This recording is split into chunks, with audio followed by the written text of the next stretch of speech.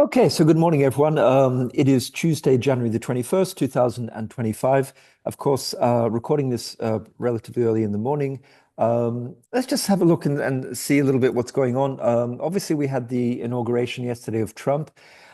Just trying to digest everything because he signed a flurry of executive orders on immigration, on energy, a lot of things, a lot of sort of social issues such as diversity and inclusion and whatnot, and gender and everything. I think what I want to talk about is what I sort of took away from it, and what he didn't talk about. Let's first of all talk about tariffs and the budget. So as we know, we have the quarterly refunding announcement coming up at the end of the month. We also have problems about the debt ceiling. The debt ceiling has not been raised or eliminated. So that's going to determine a little bit what Trump can spend his money on or what he needs to save in terms of deficit spending. So just first thing is that bond issuance and the Treasury and that kind of thing was not touched upon. Also, the debt ceiling and the overall budget was not really touched on. The other thing which for me was interesting as well, my takeaways was that in terms of tariffs, with the main thing is volatility. So what we saw already in the first 24 hours from a trading perspective with Trump is just the incredible volatility, and just one either needs to be extremely agile and a day trader and in and out of trades, in 20 or 30 minutes. To take medium-term positions at this point, and let alone long-term positions, is frankly quite difficult. Because we saw yesterday, again, a reminder of his first term, just the way he operates, casually signing executive orders in the Oval Office last night. I was watching it and just spitting out ad hoc reactions and answers to journalist questions. One of which was that he was thinking and probably would put on a 25% tariff on February the 1st on Canada and Mexico and maybe Europe. Anyway, so we're seeing where we're getting with here. So just in terms of the tariffs, where are we at? Early in the morning, we saw before the inauguration, about 8:30, there was an article from the Wall Street Journal essentially saying that on day one, there would be no tariffs. And that turned out to be true. And we got a fairly interesting reaction. So I think the first point for me, at least as a trader, is just trying to figure out what is the market reaction. And it's clear that any mention of less tariffs is going to be dollar negative. It's got to be positive for the export currencies such as Australia, New Zealand, to some degree, Canada and Europe. It's going to be positive for risk, so the equities quite like that, and bonds do not like that, and all across the curve, really, not really like a curve play, all across the curve. So that's that. Now, then, of course, what we did see is that later in the day, or actually in the evening, Trump put out his comments about putting 25% tariffs on Canada and Mexico and maybe sort of Europe on February the 1st, which is basically what, 10 or 11 days away. And so we can see the kind of reactions which we're getting. This is, for example, the Canadian dollar on a daily chart. And you can see here a giant, so it spiked up early in the morning yesterday and then went down about 200 ticks. I'll just put on a 3-minute chart, just get a sense of that. About 8 o'clock last night it was. So if you just get a sense of what's going on, this kind of stuff we're going to have to deal with for the next 4 years. So basically here, you see over on the left here, 8:30, this is the Wall Street Journal article. And we see, for example, the Canadian dollar futures against US dollar ripping higher and then kind of stabilizing. And then, basically, what is it? 12 minutes to 8 p.m. last night, going down about 150, 200 ticks, subsequently stabilized a little bit. But this is just like incredible volatility. And I just want to show you guys, just get a sense of that. So I've got the, and this is going to be a feature as well of trading, over, well, probably the next 4 years.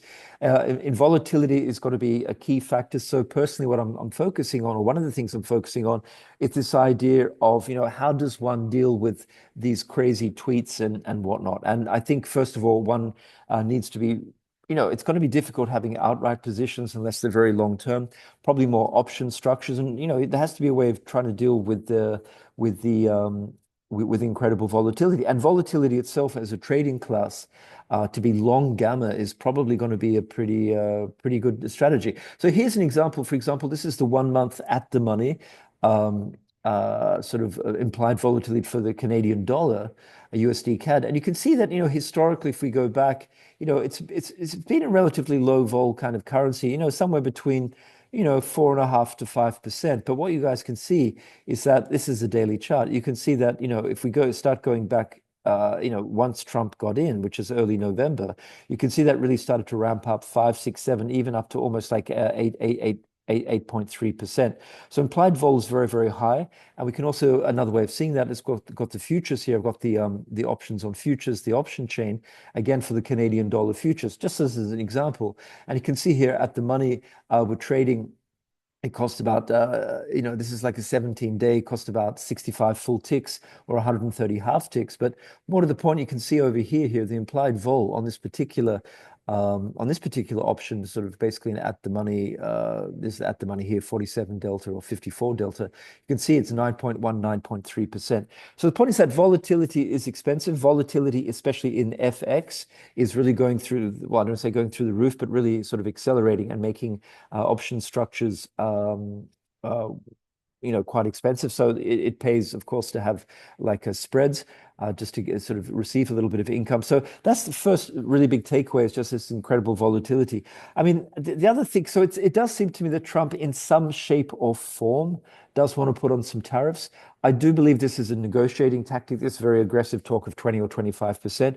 What was notable for me in terms of tariffs yesterday was that Trump didn't put any tariffs or allude to any specific number about China. During his executive order signing session last night, he said, oh, maybe we might, put on something universal, 10%, something, who knows? But he's just talking out of his mouth. But in China, one of the executive orders, if I remember correctly, was essentially saying that there was going to be a study, I think it was like 70 days or maybe 2 months, by the Department of Trade, just seeing if China had sort of obeyed the recent, the tariffs going back sort of 8 years to his first administration.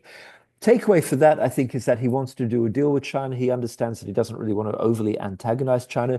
We know that he spoke with President Xi a few days ago of China and was, relatively positive. Also last night, he said that he'd received the quote invite from China, and he was, quite possibly going to go there. So I think what Trump is trying to do is to be a bit careful with China, keeping up the rhetoric for his, the red meat for his base, keeping up the rhetoric, but the specifics are a lot less aggressive.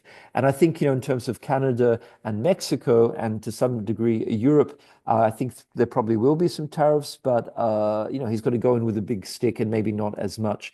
And so we can look at some of those reactions. There's the other things I take away from that.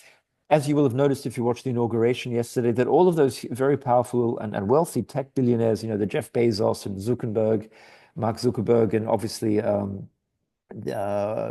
Musk and whatnot, they were seated very, very close to Trump. So symbolically, I think we just have to say that the tech titans, tech is going to be favored in this, over the next 4 years. So I think that's something just to keep in mind, that tech is going to be very much part of it.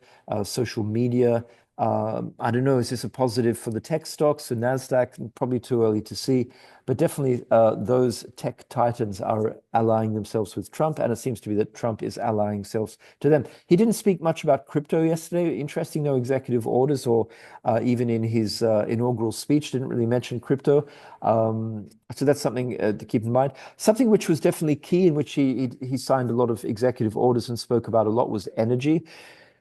This is a tricky one, but basically, as you will have seen, he said, we're going to drill, baby, drill. So it's going to be interesting to see what that means in practical terms. For sure, there's going to be a lot of deregulation, and for sure, there's going to be less environmentally protected zones. So the potential for more drilling is there, but we know that the oil drillers in the US have shown a lot of discipline over the last 2 or 3, 4 years. They were severely burned in the shale kind of oil revolution, 10 years ago, where they overproduced and it caused a lot of problems. So I've been reading quite a bit recently. A lot of the oil majors, the CEOs are not really coming out and saying, yes, this is wonderful, we can try and boost oil production by 2, 3, 4 million barrels per day. And keep in mind that US oil production is almost 13 million barrels a day, biggest in the world. And so there's also limited capacity and perhaps even limited desire to drill, baby, drill.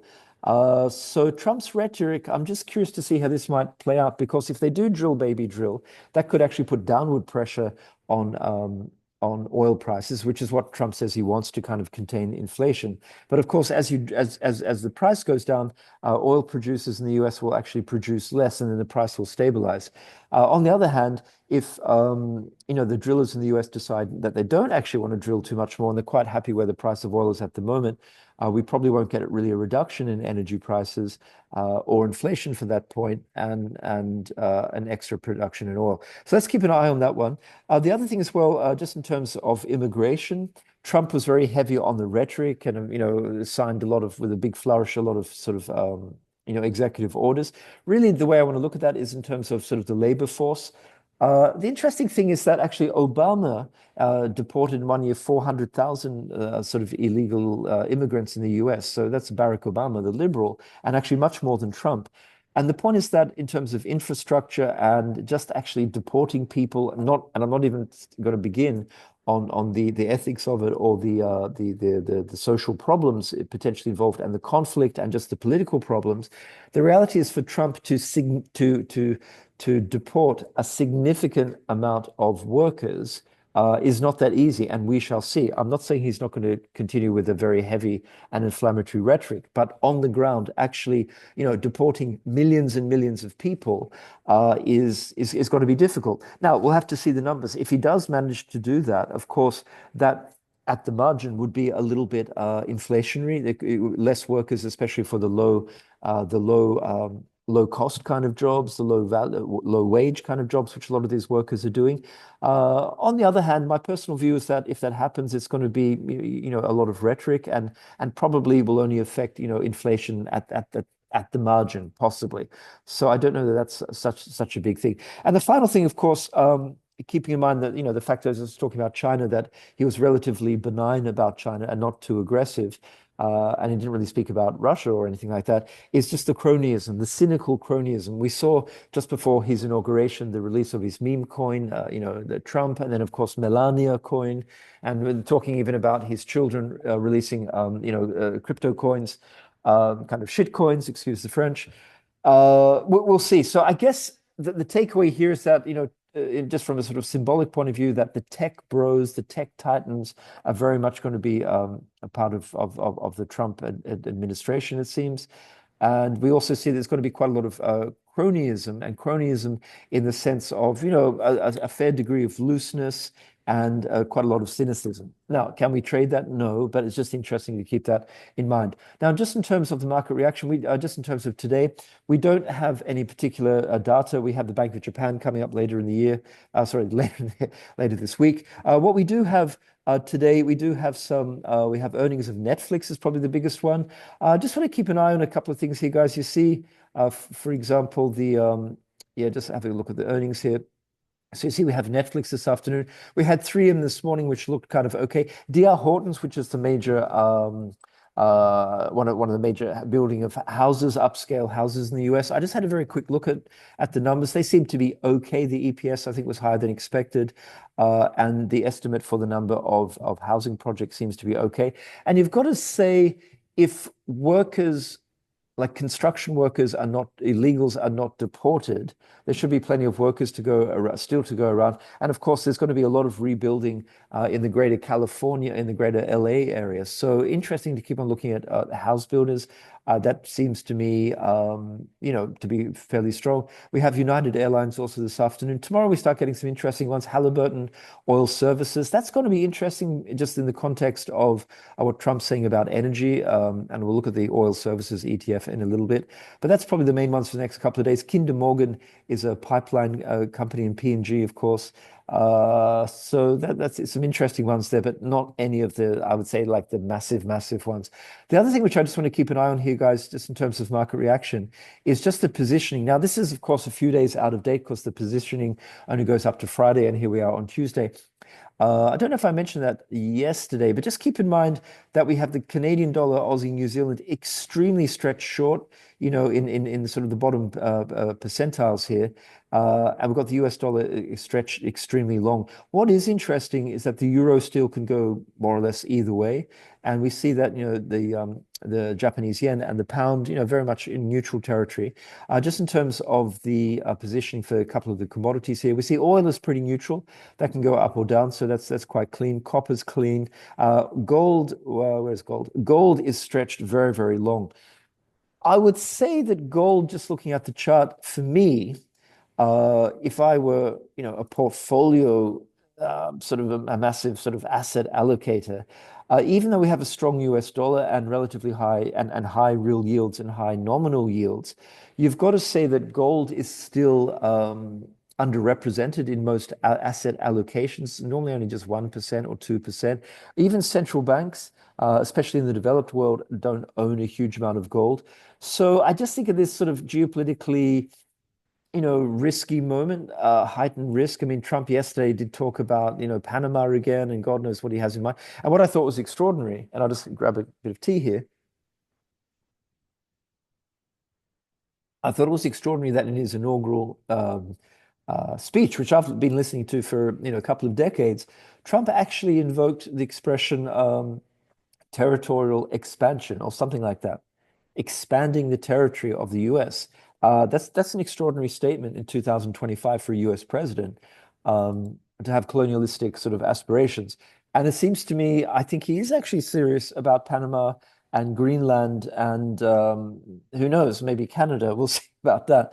But especially Panama and Greenland. And so that's something we have to be really keeping our mind on, that I think there's a real possibility, although it seems odd, that at the very least we're going to have sort of geopolitical risk events and possibly even real events. We shall see. Anyway, gold here just sort of trading order, not doing a huge amount.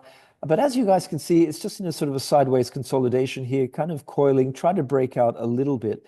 But I do believe that if there's any sort of catalyst for that, gold can definitely, retest the highs and maybe even break out. On the other hand, gold's capable of coming down. Always good to get a dip. But this level down here at about 2660, which coincides with this sort of uptrend, this gray line here, which is also sort of a fib line and, a bit of moving average support. I think that could be an interesting one for gold.